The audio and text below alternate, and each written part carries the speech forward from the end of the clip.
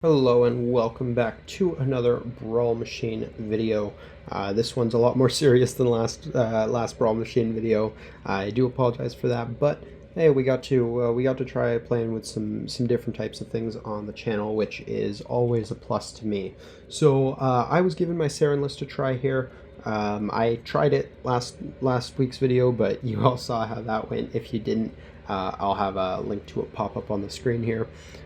So I decided I was going to play the same list again, just because that last video wasn't really a video. But my opponent decided to switch it up. Reed went with Mohsar this time instead of King, but as we kind of acknowledge later, Mohsar and King play very similarly, so it was pretty interesting. You definitely see me kind of learning some lessons from what almost happened in that last battle report. But yeah, it was a pretty interesting game, so I hope you guys enjoy. And one thing we tried to kind of take from the Legion video is I actually left some of the post-game discussion in the video here. So if you guys are interested in that at all, it's at the very end of the video. It's just some of our real conversation that happened right after the game. I know a lot of BatRep channels do that sort of thing, so I thought maybe there's some interest in that. Anyways, without further ado, let's get on to the lists. So I decided to bring Mohsar the Desertwalker for this match. He's a really fun caster. So he's got Eyeless Sight, which can come up Pathfinder like a lot of circuit casters do. He's got a Spray 8, POW 13, which is also pretty relevant. And his melee is just a POW 10 with Erosion, so he gains additional die against construct models. As far as abilities, he's also got Maltreatment. So once per any time during his activation, I can remove one Fury point from a War Beast in my battle group, and he can add one Fury point to his current total, and the War Beast suffers D3 damage points. So he can go up to effectively Fury 9 on his turn, which is very nice. Spells, he's got Crevasse, which is a offensive spell, range 8, cost 3, POW 12. If it destroys the model, I can make a Spray 6 attack from that model, targeting any models even in the model's back arc, which is very nice for unit clearing.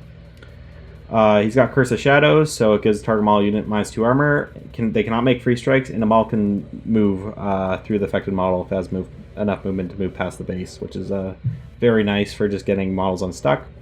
Mirage, so it gives target friendly faction model / unit apparition, so they get to move up 2 during the control phase, or they get placed within 2 during the control phase. He's got Pillar's Assault, which is a unique ability just to him. It's very flexible. Basically, you place a 3-inch AoE completely within the spellcaster control range, as long as it doesn't overlap a model's base. The AoE counts as an obstruction. It doesn't provide cover. It's a defense 5 arm 20 model. If it suffers 1 more damage points, it's moved from the table. So it's just really good at blocking stuff up, because it kind of acts almost like a pseudo model to block charge lanes, force your opponent to deal with it, and can do other fun stuff with it. He's got Sands of Fate, which allows him to teleport to a friendly living faction trooper model, but that model is removed from play. It just allows him to do these turns where he can teleport up, spray something, then teleport back, which is quite fun too. Sunhammer, this spell is really only great against Warjack or like light battle groups, just full of lights. Because enemy non-warrior models in the battle group that advance more than 1 and end their normal movement in the spellcaster control range suffer D3+1 points. More relevant against Warjacks because you can ruin their systems, and it's harder to heal them unless you brought mechanics. His feat says, while Mohsar's control range, enemy models cannot leech Fury, enemy War Beasts cannot have Fury leeched from them, and enemy Warjacks cannot power up. So this lasts for 1 round. This is an extremely strong spell, especially against War Beasts. Preventing them from leeching is huge. As far as War Beasts go, I chose to bring a Feral. It's just very good at taking out heavies. It's mat 7. It can go up to POW 18 by Warping Strength. It's got a way to buff armor and a way to buff speed, so just very flexible, very strong War Beast with, as well as the primal Animus. +1 strength and map for 1 round is pretty huge. I also brought a Wild Argus, which I really like on Mohsar because it gives him access to the Doppler Bark Animus, which reduces living or undead enemy models within 2 of the spellcaster down to 5. They cannot run, charge, or make slam or trample power attacks for 1 round. This is very useful for Mohsar's assassination runs, since he can teleport up to a caster, cast this, bring them down defense 5, and then kill them. Other than that, Argus just has decent melee. Then I brought the Warpwolf Stalker. This is dual purpose of killing infantry and also killing heavies like the Feral. It can go up to POW 20, which hits really hard, Mat 6, and then it can warp Berserk just to kill infantry. And it can also warp Prowl, which can come up, and Strength. I then brought Lord of the Feast. He's a source of Grievous. He's also just a very strong solo. He can teleport to his Raven and then make melee attacks with dual attack. And it's got, I believe, something like Blood Reaper. So he can just hit everything around him. I find he usually just trades up in points, so he's a fantastic solo to have in circle lists. I bought Lanyssa Ryssyl. She's a potential threat increase with Hunter's Mark, but usually she's just a nice 3-point solo to camp on a flag somewhere, who also has some dual purposes. I brought a minimum unit of Tharn Bloodtrackers. I really like this unit. They get to skirmish a lot using Prey and their Weapon Master range attacks to pick stuff off. When you bring them with Nuala, they get repo, so they can repo after they make their attacks, which is extremely useful.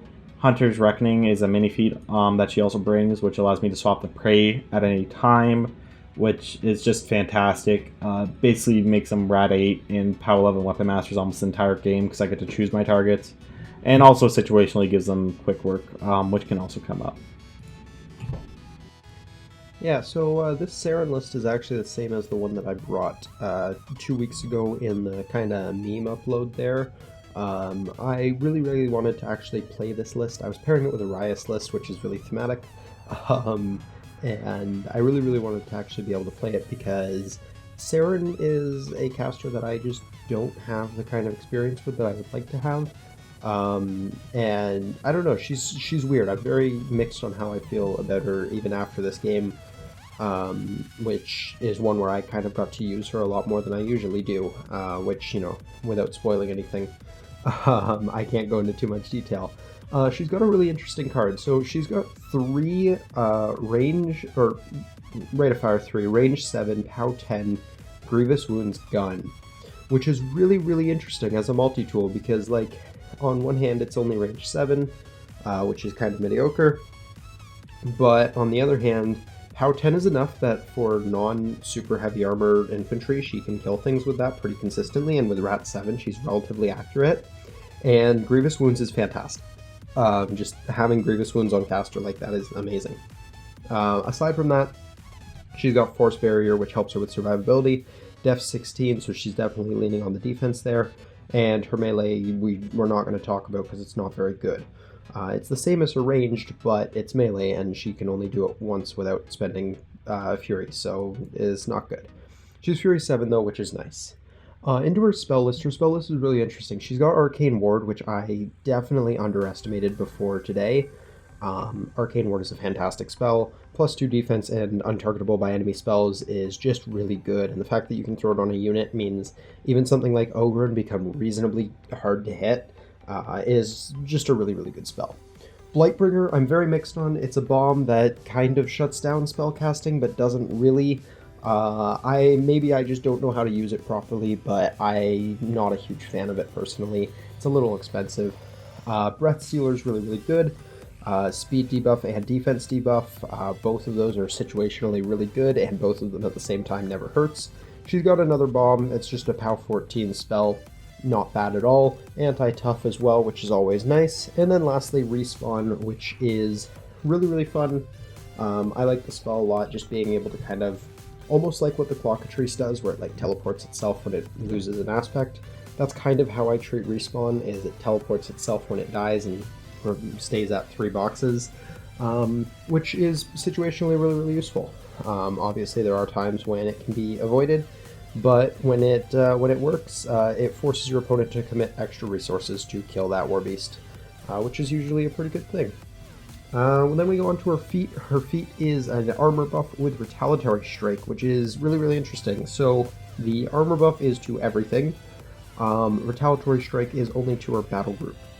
And then of course it lasts for 1 round. It's a really interesting defensive feat on a caster who I guess does feel kind of defensive in the sense that she's got Arcane Ward and Respawn, but she doesn't seem like she plays that way, maybe just because of the pieces that I'm bringing with her. So it's a really interesting feat. It allows you to play aggressively but still like survive for it, which is interesting. Moving on to the battle group, I decided to bring Angelius. Angelius is just kind of... I wanted a fast battle group. Speed 7, Tail Strike with Armor Piercing. I absolutely love this thing. It's got the gun to kind of skirmish in the early game, and then it's got sidestep, so it's a little bit more versatility when it does get in. You could use it to munch through infantry or something like that if you want, or you can just have it go for a heavy. So it's a nice little utility piece. I also brought Zuriel. Similar kind of thing I was looking for. I mean, he's got the bond, which is nice. Being able to channel spells through him is always a good thing.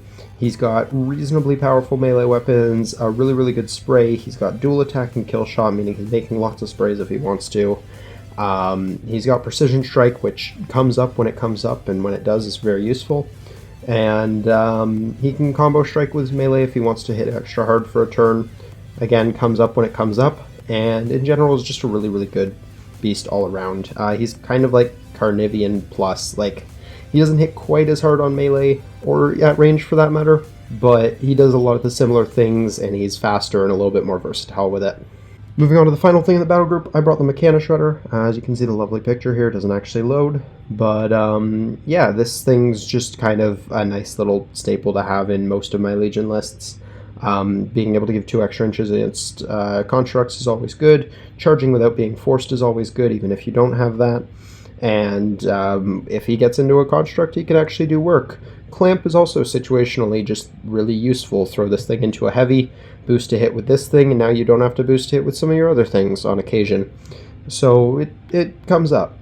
Steering away from the battle group, we're getting into the solos here. I brought a Forsaken. This was kind of to help with Fury management, kind of just because I really, really like Blight Shroud.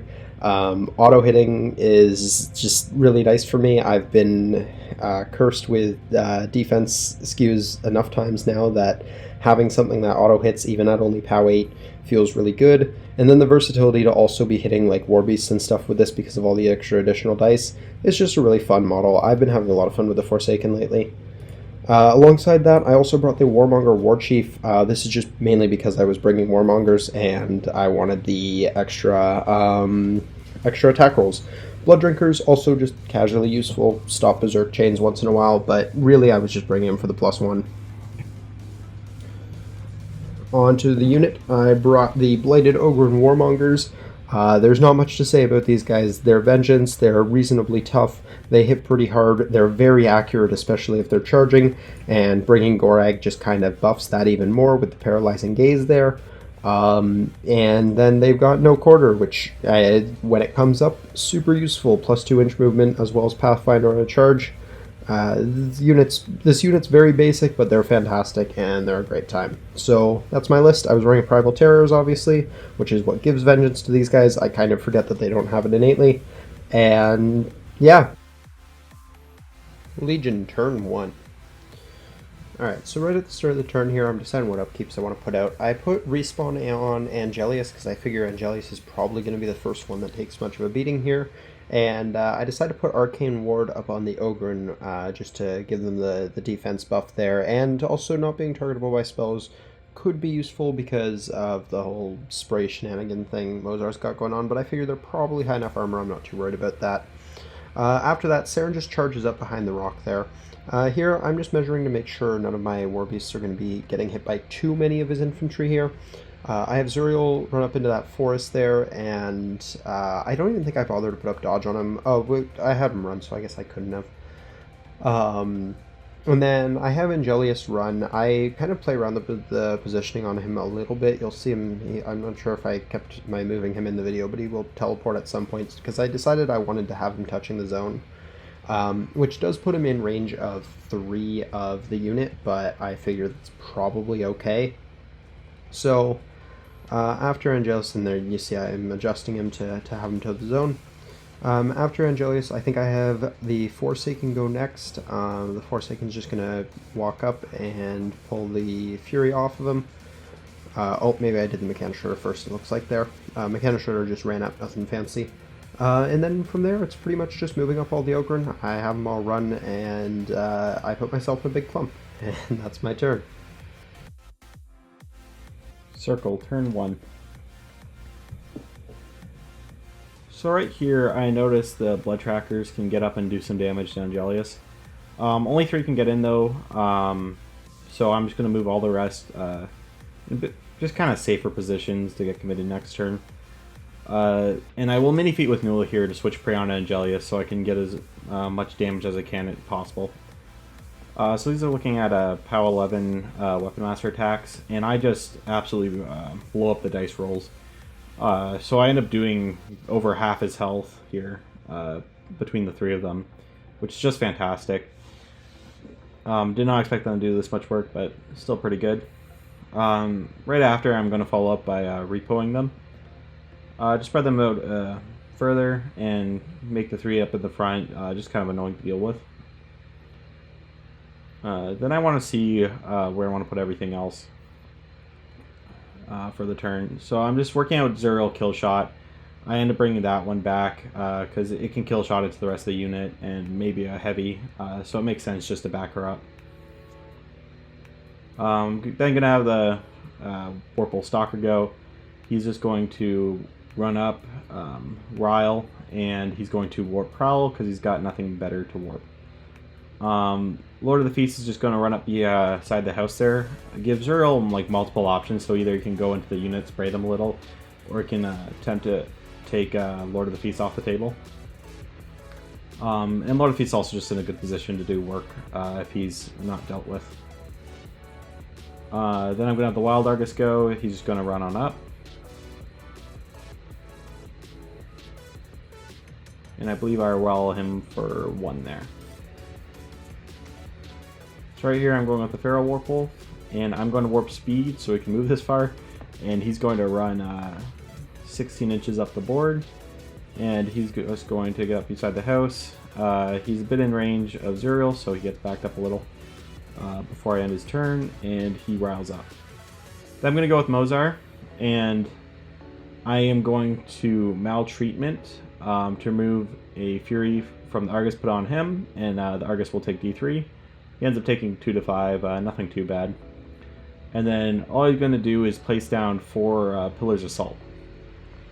So I'm mainly using it to clog up the Ogrun here. It doesn't really matter against the flying models, but just kind of put them in annoying spots to deal with. And the last one's here.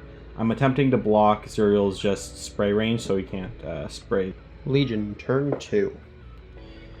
Alright, so I decided to keep both of my upkeeps going here, and I realized that my clump there is going to be a little problematic. I have a huge order of operations, or order of activations issue here. As you can see, I was trying to figure out if I could charge the Mekanoshredder. I decided that I can't. What I wanted to do was I wanted to have Zuriel and Angelius pile in on the Warpwolf, just basically blast it with a bunch of guns and see if I can do a bunch of damage to it, and then kind of win that trade. Well, the issue with this is that puts Zuriel out of Saeryn's command range, or control range rather, which means Saeryn needs to go first, but I wanted to be able to apply Saeryn's buffs. So I end up with this weird kind of activation issue here. What I ended up just doing there was I had the Mekanoshredder go, and he tries to take out one of the Salt Pillars just to free up movement a little bit more. And then I have Saeryn kind of just walk up, and Saeryn's going to throw some Death Spurs into the other Salt Pillar here, as well as heal the Angelius, because Angelius took quite a hit. So I heal it for 1, and then I start throwing into one of these Salt Pillars here. So I kind of give up on putting out any debuffs on the Warpwolf. I figure at the very least, Zuriel's still going to be able to do some damage to the Warpwolf and kill Lord of the Feast. And then I'll put up dodge and hope for the best is kind of the idea. So I throw some Death Spurs into one of the Salt Pillars there, hoping I can free up the Ogrun's movement a little bit more. Unfortunately, none of them crack, which is not unexpected because they're only POW 10s. So that's fine. That's pretty much all she's doing. She ends up camping like a 4-stack or something because I can't think of anything better to do with that Fury without putting her in serious risk of assassination. As you guys saw in the other week's video. That's something that Reed is known to do with spell slingy casters. So here I have Zuriel charge into Lord of the Feast, and I kill him on the first hit, which is not surprising. Zuriel's kind of a beast, and the Lord of the Feast is not that tanky. And then I start making my sprays, and I boost to hit both of these, needing 8s. And I was actually fully willing to just completely unload here. But I end up missing both of the sprays, which is absolutely devastating. I basically just threw Zuriel away for Lord of the Feast, which is not even close to being worth it. If I'd done at least, I don't know, 10 or 5 damage on the thing, maybe I could have justified it a little bit more, because then I could start putting other chip into it. But at that point, I said, you know what, screw it, Angelius isn't going to go for that either, because I was going to have them both shoot it down.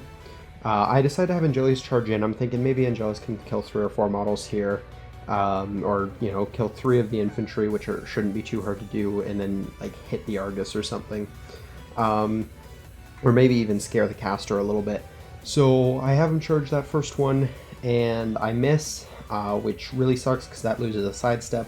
I buy an attack, and I do manage, or I don't buy an attack, I use my second initial, I kill it, and then I sidestep into the other one. I buy an attack into this one, I miss the first one, and then I have to buy another attack, which I think does eventually take it down, but it was another kind of feels bad where I threw away my Warbeast for something that was definitely not my Warbeast. So that was a little rough. And then from here, it's pretty much just the Ogrun now and the Forsaken. So the Ogrun or no, I have the Forsaken go first, sorry.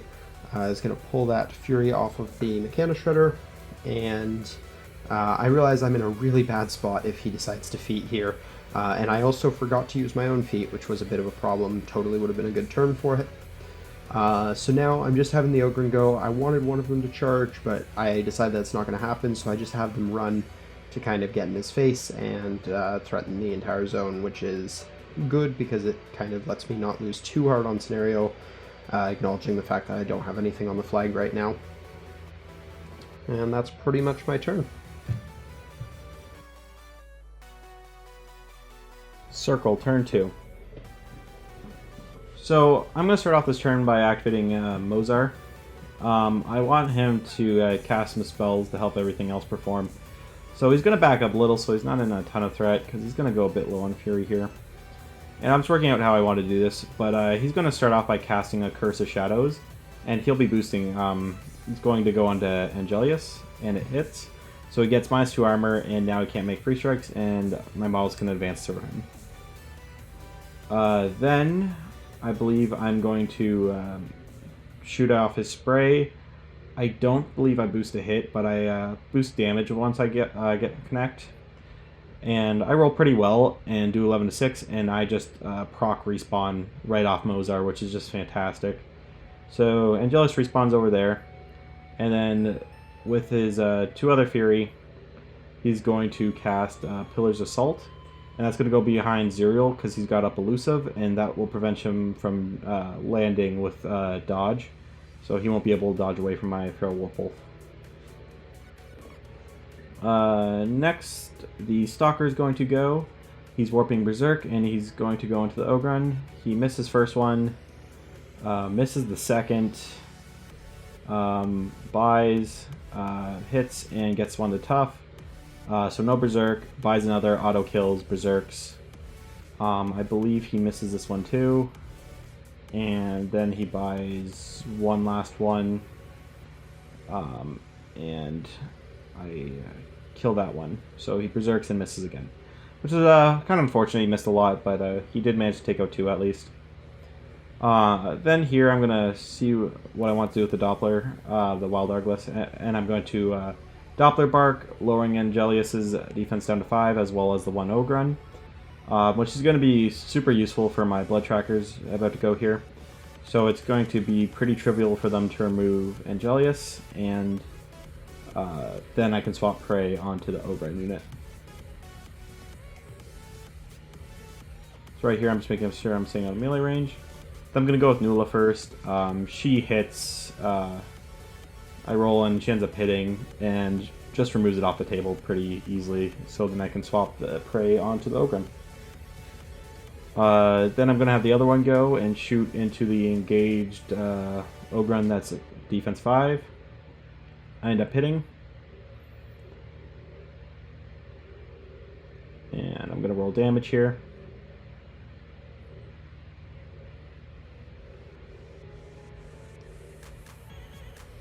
And I believe I do enough to...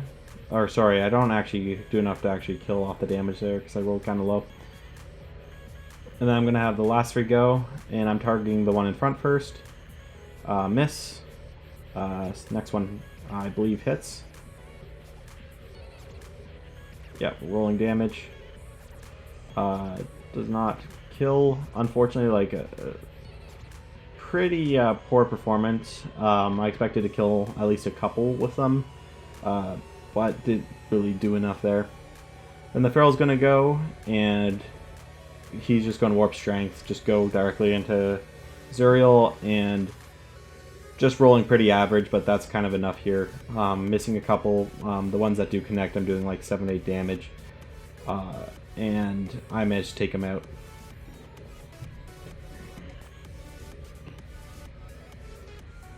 Then once the Feral's gone, I'm just going to have Lanyssa run up to the flag so I can score one.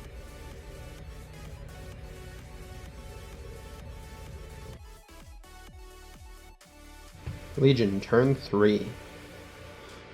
Alright, so I decided to upkeep the defensive buff. Not unexpectedly, I lost both of my war beasts last turn, but weirdly enough, I managed to keep a decent chunk of my unit around, so I'm not completely out of it. I've got his stuff kind of clumped up, and I've got vengeance triggers to see what I can do. And I'm realizing that he really doesn't have that many bodies on the board here. So if I can do well with these vengeance and get some nice berserk hits going, I have a good opportunity to pretty much clear this half of the board. And then I still have a full heavy to deal with, which is definitely a problem, but hopefully not too much of a problem. So on vengeance, the first thing I do is take out that unit member. My accuracy is fantastic here because I've got Gorag and their Ogrun. So then he berserks into the Warpwolf. I think I end up hitting it, and my damage here on the Warpwolf is pretty good. I think I hit him for 6 on the first guy, and then I have another one target the same one. He does something like 8 damage, and then unfortunately Gorag misses. I do also, I think on Gorag's turn later, I forget that he has horns, which is a mild mistake on my part. But anyways, then I have one more, the one that's kind of in the back there, also hit into the Warpwolf. I figure that's just a bigger, higher priority target than the Argus right now. He does something like 3. So now I'm measuring out the Forsaken, because I know the Forsaken burst is going to do pretty good things against the Warpwolf, which is on full fury. The Argus has a couple, and I wanted to try to get one of the units, which is why I'm doing such the precise measuring there. I was able to clip one of the infantry models there, which felt real good. So I have him walk up, and he pops. I kill the infantry model, and I get something like 6 dice into the Warpwolf, which is crazy, but of course it's only a POW 8. So I roll that out here in a second, and I end up doing 9 damage, which is really unfortunate because he was on 10. So I leave him alive on 1, which is a little disappointing, but, you know, not the end of the world. So I do something like 4 damage to the Argus. I think we kind of forgot about it and came back to it, so I think I'm about to roll it out here. But it wasn't really important. I only had a couple extra dice into the Argus, or looks like only 1 extra die maybe. It wasn't the main purpose of the turn though. So now I've got to figure out what I'm doing with my other models. I believe the Ogrun still have an actual activation, and I think they're what goes next here. I decided one of them's gonna, or 2 of them actually, are gonna risk free strikes because his mind is crippled, which means he needs to hard roll a 6. So he ends up doing it on the first one, but we didn't declare which one, so he just decides he's gonna go left to right, and that means the one at the bottom there.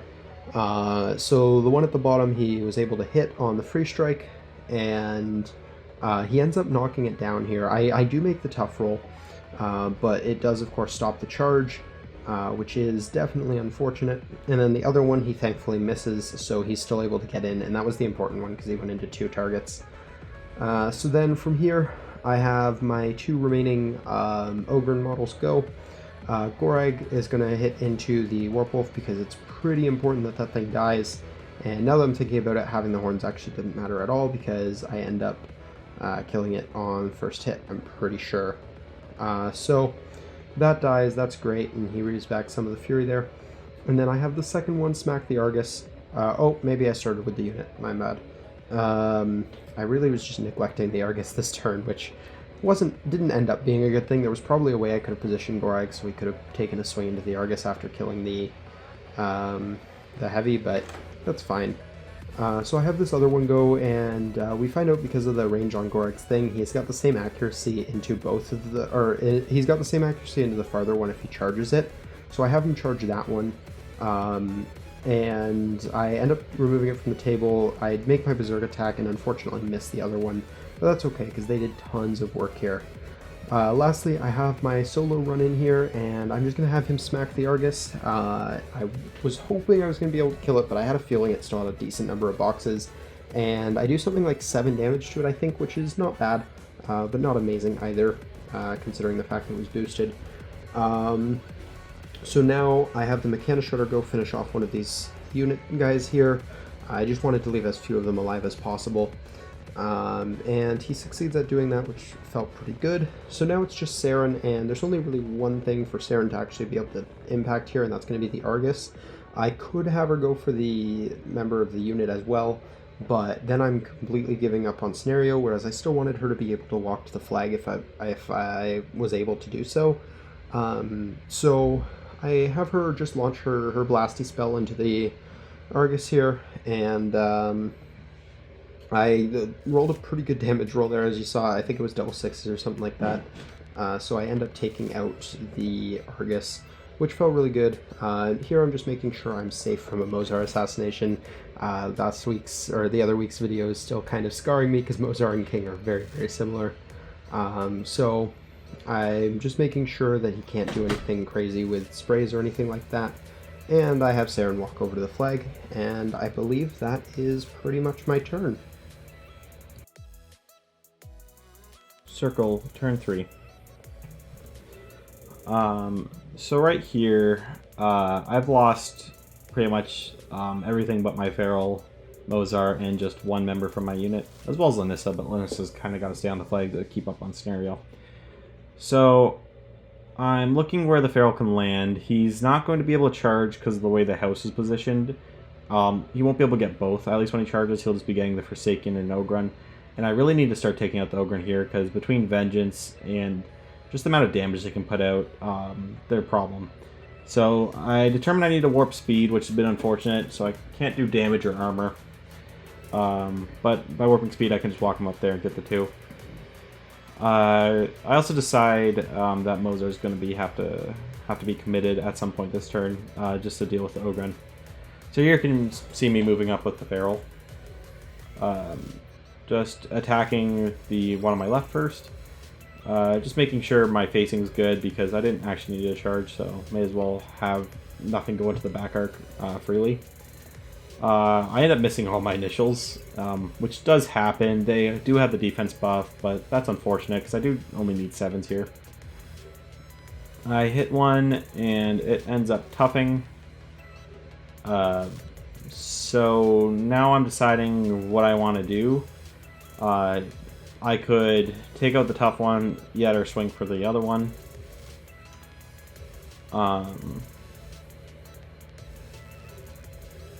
I roll, and I believe I rolled to hit the one and I missed, and then I believe I roll against this one and it dies. Yeah. Then I'm going to right here we're discussing about the Ogrun because apparently one actually had damage marked on it, so we took some stuff back, but yeah, basically the one's still alive and the other one ended up dying, so it didn't end up mattering because I made like one more attack that I could have made with my Fury and it missed anyways. So now I'm gonna have Mohsar go, and he's actually gonna charge the Ogrun here. Playing pretty far forward with him, but again, he just needs to get work done, and he can camp Fury where hopefully he'll be safe. So I ended up hitting and not cracking on damage, so I buy, hard roll it, hit, boost, and I believe I end up blowing this up, so he fails the tough. Then I'm checking if he's in range to cast a spell on the Forsaken, since the unit can't be targeted because of Arcane Ward. He is in range, so I can cast a spray spell. So I just spend it, hit, and I believe I'm thinking between boosting the damage or not. I decide not to because he needs to camp the Fury. He manages to kill the Forsaken, and then I can make a spray 6 attack. So right here I'm just figuring out the stats. And I can end up hitting both of Gorag and the knockdown Ogrun. So I'm going to roll the hit. I managed to kill so the Forsaken's now removed. I hit Gorag, bring him down to 1, and just kill the knockdown Ogrun.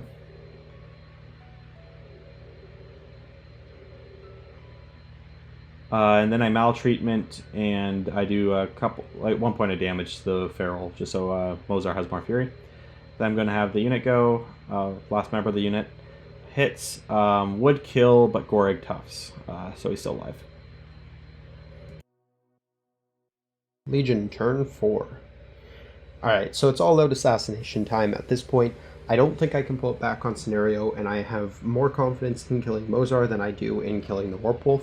Maybe that was a mistake, not 100% sure, but I decide I'm going to go for it.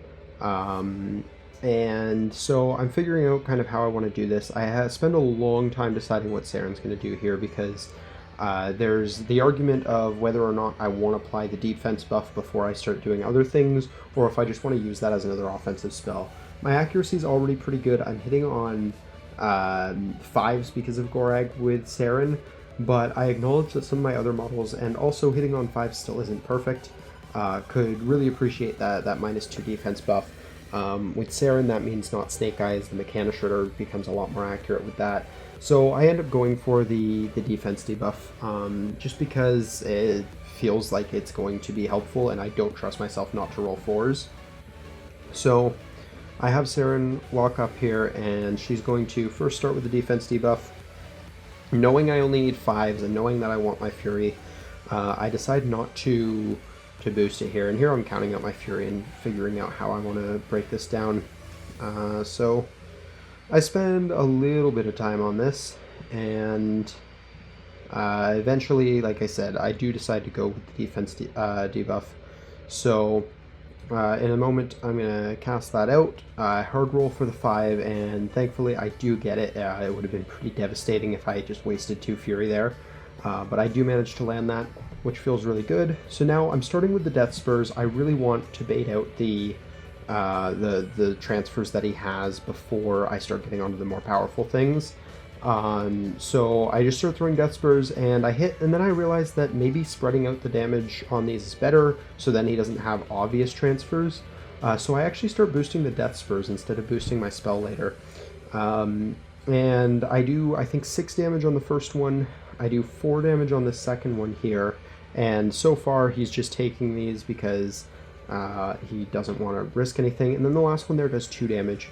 So now it's time for my Blasty spell, and I thankfully hit it, and I do something like 8 damage, which of course he will decide to transfer, because at this point that's like most of, if not all of, his remaining life. So he decides to transfer that. I hit column 6, and we move on to one of my next models that needs to do work here. So at this point, everything needs to do damage, because he's going to be able to transfer all but 1 attack here. So the Mekanoshredder charges in, and I boost to hit, or no, sorry, I don't boost to hit. I was needing 5s on the Mekanoshredder's first hit, which was a little spooky, but I do get it. I do a decent amount of damage. I think it was 7 damage or something like that, and he transfers that away, of course. And then I buy, and I hit, but unfortunately I do no damage. So at that point, we know the game is lost. All that I need to do now is hope that I can get a really explosive hit that will actually take the Warpwolf out. And I haven't even done the math to see if this is possible. Maybe I should have charged the Ogrun here. Oh, I have Gorag walk in front of my caster. Maybe I should have charged the Ogrun here and accepted the chance of a free strike, but I decided to try and take out more models because I was thinking there's a chance that I get another turn here. So I have him swing at the unit first, the last member of the unit. He takes him out with ease and then has his Berserk attack go into Mohsar. And it does hit. It does something like 3 damage, which is pretty disappointing. And then the Warpwolf is very much alive and well going into Reed's next turn. 4. So right here, I'm leading up 2 on objectives. I could go for the caster. She's camping almost nothing, but it's a lot safer just to win on scenario here. Since I've got Lanyssa still on the flag, that's an easy 1 point. And to win, all I need to do is remove the objective. So cutting down to 1 on Mohsar, because it doesn't matter, because either I'm winning here or I'm losing. So I just need to get as much work into the objective as possible, and that could include Mohsar if somehow the Feral fails, so he's just kind of my plan B. But I'm going to have the Feral go. Measuring to see if he can just walk, which he can, and he's also not in any free strikes, so it's pretty easy just to get up there. He's just going to walk up and warp strength, because he doesn't need speed to get there. He hits, and he's going to end up doing 6 damage here, which is pretty solid. And then I'm going to roll again, hit, and the final bit removes it. And there you have it. That wraps up Saeryn versus Mohsar. Ended up being a really interesting game. Near the beginning, I was pretty down. There was a lot of dice that just didn't go in my favor near the beginning. But kind of towards the middle end of the game there, it ended up kind of evening out a little bit, and we ended up having a really good game. And honestly, probably one of the best games I've had in a long time. So as I mentioned in the intro, I decided to include some of our post-game kind of rabble at the end of this. So if you guys are interested in that, you can kind of hear our post-game discussion. This is something that if you guys enjoy, I'm going to start doing in the future, but that'll be the end of the video here. So if you guys enjoyed, please do drop a like, and if you're new to the channel, subscribe, and yeah, we'll see you guys next time. Peace. No, that ended up being a much better game. I was very salty at the beginning of this game. No, you still have a chance. I did not feel like I still had a chance, but that ended up being way closer. No, once I saw I didn't kill all of your units, I knew I was in for some trouble.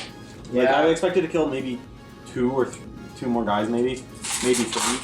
But like all those just kind of whiffed. See, that unit that you were using is a fun unit to play against because they don't feel stupidly strong, but like they're also still very much exist. I love them actually. Like they're so good. Like yeah, they're fun to play against. They're not a steamroll either way, and that feels good. Yeah, I also love that they repo. Like it feels very like flexible. Yeah. Yeah, like it's relatively fair. It's nothing like it's not going to blow you out, but it's like it's going to do some damage and then back off. No, like that was a good game overall. Yeah. I made a few serious misplays early on because I kind of thought the game was over, and I was just like, well, we're just going to play this through. Yeah. Like not having anything on the flag when scoring started was a complete oversight that I should have had. Because I totally could have. There was nothing really stopping me. There's definitely some spots where I fucked up too. That was one of my big ones, and then I also like. I probably shouldn't have just charged Angelius in, but then when Angelius charged in and proceeded to do nothing, that made it even worse. To be honest, I don't think Zuriel should have engaged like that either. Zuriel would have. Okay, my goal there was to try and do a piss ton of damage to that thing. Because I was going to hit it with 2 sprays. I wanted to arc spells into it as well. Yeah. But then I realized that control range was a thing. I will say, pillars were better than I expected. The pillar stopping me from being able to back up was big brain play. That I'm like, shit, this is very flexible actually. Like that was big brain, and I could also do similar shit with respawn if I put enough pillars nearby. Like when you did that, I was still in the point of like, I'm salty, so I'm not going to appreciate this. But like, no, that was big brain. Yeah, I'm like, I was like, looking at him like, wait, that doesn't work that way, does it? No, that was good. Holy shit. Yeah, pillars are weird, man. I actually love them now that like, they can do that. they're cool, Yeah. but they're weird. There's some ways they're worse than clouds. There's other ways. Clouds can't do that to a dodge model. Yeah, like Clouds could never do that to a dodge model. that was a really unique way to use them, and that was good. That's why I like them. It's just like it's nice that they have that spell in the game because it's very unique. When you were measuring it out, I thought you were like trying to make it so you could do this in a way that your guy would stay safe after you remove Zuriel. So I was like, oh, you're just trying to block my model. So when you said that was a unique way, I was like, no, you're just dumb. But no, then I realized that you were using it to stop me from dodging, and I was like, oh my god, this is big brain. Thank you. How are you able Sometimes to I big have brain my like this moments. right now? Sometimes And then I remember you didn't just get off of I a did not shift get of off work. I play video games all day, so I have my brain ready. No, but that was big brain. That was Thank good. you. That was respectable. The rest of the game was utter trash. No. But Mohsar's honestly one of my favorite casters in Circle. Like, it's him and Wormwood. Those are my favorite. Okay, Mohsar's actually fun to play against. I'll agree with that. Like, Mohsar, I totally get what you mean with the King of Nothing vibes. Because he feels like King of Nothing. But better. I wouldn't say better. In some ways better. It's mainly like, I think Curse of Shadows is... Hear me out. Yep. Arcana. If he had Arcana instead of his feet, which I didn't even use his feet. You didn't even use his feet. His feet's actually strong. His feet is really good. It's why when we were doing this selection, I made sure I had a Forsaken. It was because... just really irrelevant. I'm like, oh. Well, yeah, because you wiped my War Beast in one turn. It would have been relevant the turn after, because then you wouldn't have been able to leech from Mekano. Yeah, and then Mekanoshredder would have been less effective at killing you. It would not have Rampage though, because it is a construct, but... Yeah, it still wouldn't have rampaged, but it wouldn't have been able to charge. Because the Forsaken was dead, so I had nothing Was to he pull charging off. me, too? He charged you. That would have mattered a lot. That would have put the odds almost to, like, nothing. Yeah. He was 2 of the hits into you. Oh, one of the ones that did nothing. But he was 2 of the hits into you, and he was an extra -2 defense, which at that point didn't really matter. No. But... Well, especially with, like, powerful charge. Yeah. No. Well, that was the other thing. I technically didn't charge... I don't know if you could have. Yeah, he was too... Well, I could have. I would have eaten a free strike for it, though. Which is probably not smart. No. But yeah, no, that was one of those... That was a weird state, because I was like... There was definitely a temptation to just try and kill the War Beast at the end there, but like I also probably would have failed at that. It probably had like at least 10 boxes left. The heavy. Because you really didn't transfer that much to it. Yeah. Most of what you transferred to it were like bits of damage. Because you ate the heaviest hits on your caster. Because I was worried. No, I understand why you did it. It made sense, but... Yeah, it's because I'm like, technically you could have blown out the Hellfire if I didn't have any left for that. For sure. Especially if you boosted No, it. I knew you were trying to... Because also, like, even the Warmonger at the end, in theory, should have been one of the heaviest hitting attacks. Yeah, that's what I was saying. Same for the... I want to say for the Mekano, the Mekano charge... That was precisely why I did the Death Spurs before I did the spell. Yep. Because I knew they were lower power, and I wanted to bait out some of your fury. Yeah, the heavy had 13 boxes left. Yeah. Yeah. So there was very low chance I was actually going to be able to kill it unless I got like a really strong hit into your caster, which was what I was hoping for. Yeah. But also I was trying to spread my strong hits, so... So my biggest mistake was not feeding there. I still justify getting my caster involved. I mean, also imagine if I hadn't feeded, or if I had remembered to feed as well on the last turn that you took out most of my Warmongers. Would have mattered. I probably kept Forsaken alive, because you perfect killed Forsaken. Yes. And I probably kept, I might have kept Gorag from getting knocked. It's harder to say that one, but... No, Gorag, I did a good chunk of damage into him with both hits. Yeah, because you hit him with 2 twice. And the Weapon Master did a lot of damage too. Yeah. He would have got knocked. But yeah, no, there would have been that. It would have been mildly more annoying to remove the first one, but it took you enough resources to do that you probably deserved that one anyways. Yeah.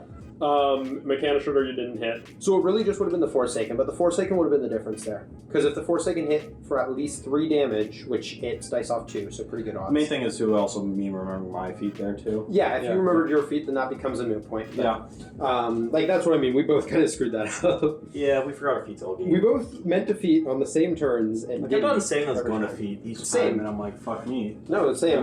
During your turn, I was saying my next turn's feet turn. Yeah. And then just didn't do it.